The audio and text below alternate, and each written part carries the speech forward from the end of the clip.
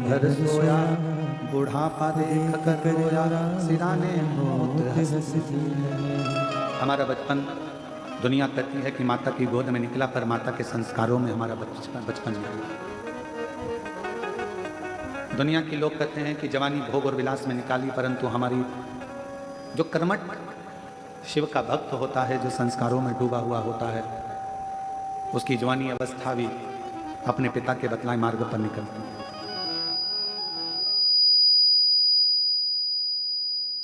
और एक अच्छा शिक्षक आपकी जिंदगी में मिल जाए तो आपके सारे मार्गों को विद्या के माध्यम से खोल देता है।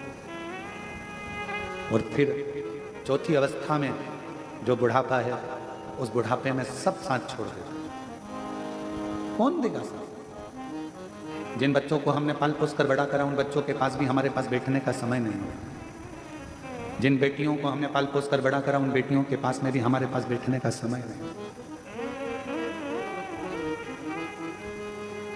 लोग अपने अपने घरों में अपनी अपनी पत्नी से, अपने परिवार से, कुटुंब से फोन पर बात करेंगे, पर बुजुर्ग से बात करने वाला कोई नहीं। तब उस जगह पर जब आपकी वृद्ध अवस्था आएगी, तब चौथे नंबर का जो गुरु होता है, जिसने आपको परमात्मा से जोड़ा होता है, जिसने आपको वेद पुराण से जोड़ा होता है, जिसने आपको शिव महापुराण से, भागवत पुराण से, रामायण से, गीता से जोड़ा हुआ होता है, वो सतगुरु आपके बुढ़ापे में आपको मंत्र के बल से इतनी शांति प्रदान कर देता है कि संसार के लोगों की नहीं, फिर परमात्मा की ही स्मरण। फिर संसार के लोगों का स्मरण नहीं आएगा, फिर स्मरण आएगा तो परमात्मा का।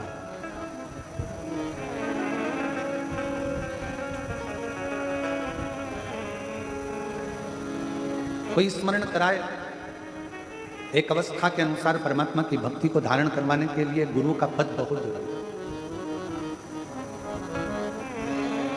और फिर निवेदन करेंगे, आज गुरु पूर्णिमा है, आप लोग टीवी के माध्यम से आज व्यास पूर्णिमा, गुरु पूर्णिमा महोत्सव में मना रहे हो।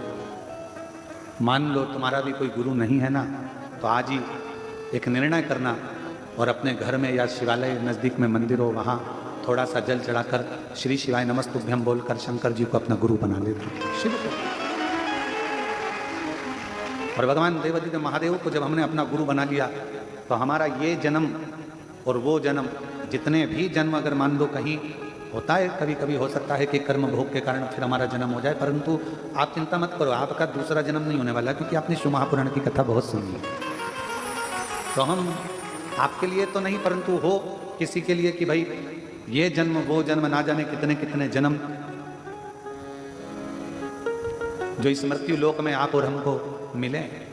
जब ये जन्म और वो जन्म मृत्यु लोक में जितने जितने जन्म आपको और हमको मिले हैं, उन सारे जन्म और भी अगर कोई मिलेंगे तो ये निश्चित है, अगर एक बार देवादिदेव महादेव आपका गुरु बन गया तो किसी जन्म में तुम्हें भटकना नहीं। और मैंने तेरे ही भरोसे बाबा, तेरे ही भरोसे हवा विच उड़ती जावांगी बाबा, डोर तो छड़ी ना में कटी जावांगी। भोले मैं तेरी पतंग शंभू, मैं तेरी पतंग हवा विच उड़ती जावांगी बाबा, डोर तो छड़ी ना में कटी जावांगी। शिव गुरु वर्ष में केवल एक ही दिन होता होगा। हाँ, और जगह पर हम नहीं कह सकते कि और गुरु मंत्र पूरे साल मिलते हैं, अन्य जगह पर दिए जाते हैं, और भी गुरुजन वर्ष भर गुरु मंत्र देते हैं, पर कुबेरेश्वर धाम पर तो केवल एक ही दिन, केवल गुरु पूर्णिमा के दिन ही गुरु दीक्षा और शिव दीक्षा देते हैं, केवल एक। और शायद केवल एक ही दिन ऐसा होता होगा, शिव दीक्षा गुरु दीक्षा का दिन, जिस दिन आप लोग अपने हाथ से हमारे हाथ में श्रीफल देते होंगे और वो श्रीफल हम देते हैं। नहीं तो केवल एक गेहूं का दाना और श्रीफल आज के दिन हम आप लोगों से हाथ में झेल लेते हैं, क्योंकि आज गुरु पूर्णिमा है, व्यास पूर्णिमा। बाकी का पूरा साल, पूरे वर्ष में ऐसा कोई दिन नहीं होगा जिस दिन हम आपसे हाथ में कुछ झेलते हैं। केवल एक आज का दिन गुरु पूर्णिमा। क्यों? क्योंकि उस दिन केवल श्रीफल या गेहूं का दाना देने के लिए कुबेरेश्वर धाम पर भक्त नहीं आता। उस दिन अपने भीतर के विकारों को मिटाने के लिए, अपना अहंकार, अपनी अभिमत्ता, अपना व्यसन, अपनी गलत आदतें, जब हम गुरु के हाथ में श्रीफल अन्न देते हैं तब हम अपनी पूरी गलतियों को गुरु के चरणों में छोड़ देते हैं। गुरु के चरणों। इसलिए वर्ष भर में आप लोग जो लाखों की संख्या में आए हो, इतनी भीड़ जो हो रही है कुबेरेश्वर धाम पर, इतना भक्तों का सैलाब अगर कहीं देखने को मिलता है, शायद आप भी सोचते होगे कि और भी जगह पर गुरु दीक्षा ली जा सकती है, पर कुबेरेश्वर धाम पर इतनी लंबी लाइन केवल गुरु मंत्र लेने के लिए, जो कि 3-3, 4-4, 5-5 घंटा, बल्कि हमारे हिसाब से तो सुबह से लेकर 10 बजे तक भी आप लोग लाइन में लगे हो, तो लगभग 5-5, 6-6 घंटे लाइन में लगा आप लोगों ने गुरु दीक्षा ली, शिव दीक्षा। इतनी लंबा लोगों ने इंतजार किया। और ईश्वर को पाना और गुरु को पाना कोई सरल नहीं है। जब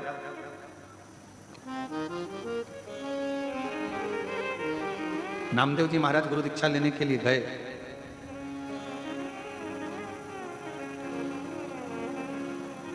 विशोबा थिएटर जी ने कहा, इतना भीड़ लगा हुआ है, गुरु दीक्षा लेने आए हैं, इनकी थोड़ी परीक्षा तो होना चाहिए। देव एक एक धर कर सबको। नामदेव जी ने कहा, हम यहाँ गुरु मंत्र लेने आए हैं, यहाँ हम कुछ मारा दिखाने थोड़ी ना, हम तो गुरु दीक्षा लेने के लिए आए। और फिर अंत में विशोबा थिएटर जी ने कहा, एक काम करो कि सबको अंदर बुलाओ, जिसने धक्का खा लिया, जिसने मार खा ली। और नामदेव जी बाहर खड़े हुए थे, तो विशोबा थिएटर जी ने बुलाकर पूछा, नामदेव क्या बात है? मैं गुरु मंत्र लेने के लिए आया था, पर इतना धक्का खाना, इतना परेशान होना, इतना कष्ट झेलना।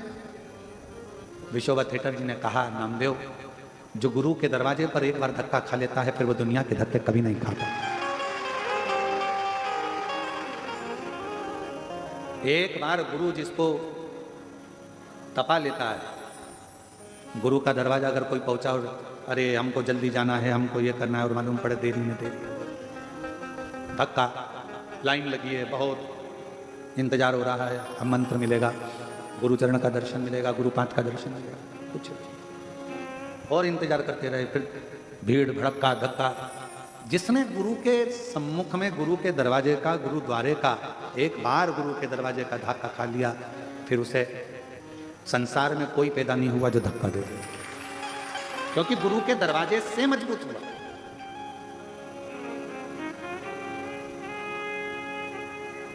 जो ब्राह्मण बच्चे गुरुकुल में पढ़ते हैं, उनको गुरुकुल में जाने पर कपड़े खुद धोइए, बर्तन मांजिए, भोजन बनाइए, सेवा करिए, झाड़ू लगाइए, पौधा लगाइए, वृक्षों में पानी दीजिए, सबके कपड़ों की घड़ी बनाइए, जाओ सेवा पर सेवा, सेवा पर सेवा। शिष्य से, ब्राह्मण बच्चों से जो गुरुकुल में रहते हैं, उनसे गुरु जी करवाते। क्यों? क्योंकि गुरु के दरवाजे पर आया है तो थोड़ा धक्का खा लेगा। गुरु के दरवाजे पर आकर अगर मेहनत कर ली है, गुरु के दरवाजे पर आकर अगर सेवा कर ली है, तो निश्चित है कि ये दुनिया में बहुत आगे बढ़ जाएगा, इसको कोई रोकने वाला